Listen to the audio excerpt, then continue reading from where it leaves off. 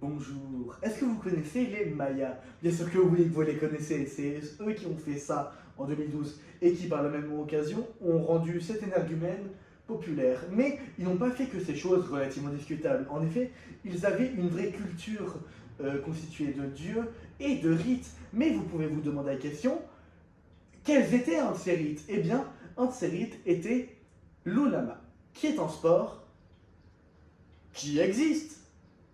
Félicitations.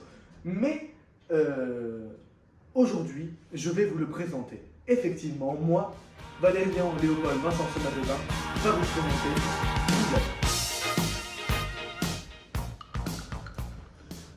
Et commençons par la première chose, à savoir, qu'est-ce que c'est que ce nom? Déjà, la première chose à savoir, c'est que ce n'est pas l'unique nom pour désigner ce sport. Il y a aussi le pitz, le pokolpok, le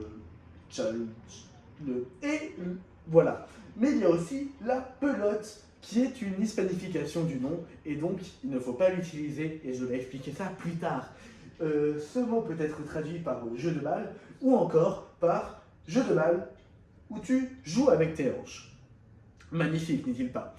Mais bref, comme vous l'avez compris, l'ulama était joué sur une grande zone géographique et pendant une longue durée. Ce qui fait que, effectivement, toutes les cultures différentes qui ont pu exister dans cette zone géographique et dans cette zone temporelle, j'imagine, ont changé les règles, changé le nom, tout ça, mais on peut tout de même faire un consensus des règles et c'est très précisément ce que je vais vous présenter. Donc, commençons. Premièrement, vous n'avez pas le droit d'utiliser vos mains ni vos pieds. Vous devez utiliser vos hanches, bien joué, vous êtes fort, mais aussi parfois vos coudes. Et oui, la balle est faite de latex de Sopodia, qui est un arbre qui pousse dans ces régions, souvenez-vous. Et c'est censé représenter le soleil. Oui, ça a une importance petite. Le terrain fait à peu près ça aussi, niveau taille. Il fait ça. Mais la manière de gagner des points est relativement étrange, car oui, en effet, vous pouvez gagner des points, mais vous pouvez aussi en perdre. C'est censé représenter plus ou moins la dualité de la vie, donc la vie, la mort, le jour, la nuit, le froid, le chaud, je sais pas. Voilà, mais c'est censé représenter ça. Mais vous pouvez potentiellement vous demander, Good sir, how do you gain points in this bloody game? Avec toute votre anglaisitude, bien, c'est élémentaire. Voici ton terrain, voici votre partie, voici la partie de l'adversaire. La balle est là, vous donnez un coup de hanche, ce qui fait bouger la balle jusque l'autre bout du terrain. Bien sûr, si un ennemi est là et donne un autre coup de hanche de l'autre côté, la balle repart et vous avez compris le but du jeu. Mais dans certains terrains, il y a des murs en pente, ce qui fait que si tu l'envoies là, ça retombe, bien joué. Mais il y a aussi des anneaux. Et quand tu envoies la balle dans un anneau, comme c'est relativement compliqué et donc relativement rare, tu gagnes. Instantanément.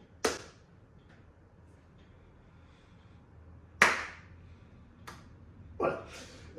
Mais, si tu touches la balle avec tes mains ou tes pieds, si tu fais tomber la balle 2 fois sur le sol, parce que le sol est censé représenter le monde des morts, et que si le soleil va dans le monde des morts, c'est la merde, frérot. Et que si tu touches 2 fois la balle, tu perds un point. Bien joué, je suis fier de toi. Et donc, pourquoi est-ce qu'on a arrêté de jouer à ce jeu? Parce que c'est vrai, quoi. Ça a l'air super comme jeu.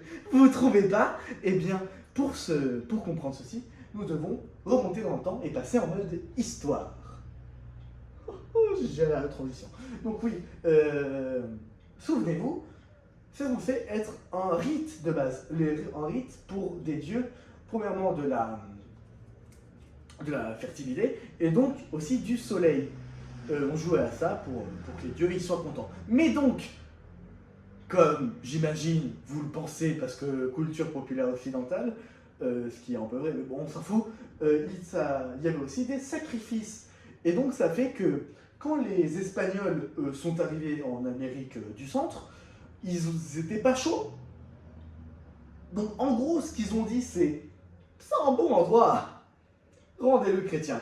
Et en gros, c'est ce qu'ils ont fait. Ils ont pris la culture, les rites et les dieux qui étaient déjà là, et ils l'ont balancé pour le remplacer par Jésus. Ouais. Sauf dans cette région du Mexique où l'empire hispanique était un petit peu moins présent. Ce qui explique donc que l'appellation pelote est nulle. Mais donc, bref, aujourd'hui, l'ulama est rejoué par la population mexicaine car elle veut plus ou moins se reconnecter avec leurs racines. Enfin bon, bref. Merci de m'avoir écouté. Mon travail ici est terminé. Ton exposé est correct.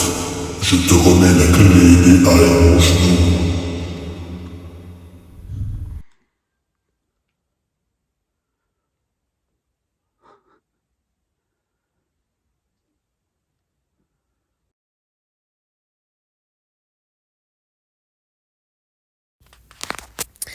Et merci d'avoir regardé cette vidéo. N'hésitez pas à vous abonner, à lâcher un like, à commenter et même potentiellement à me donner des sujets d'exposé à faire.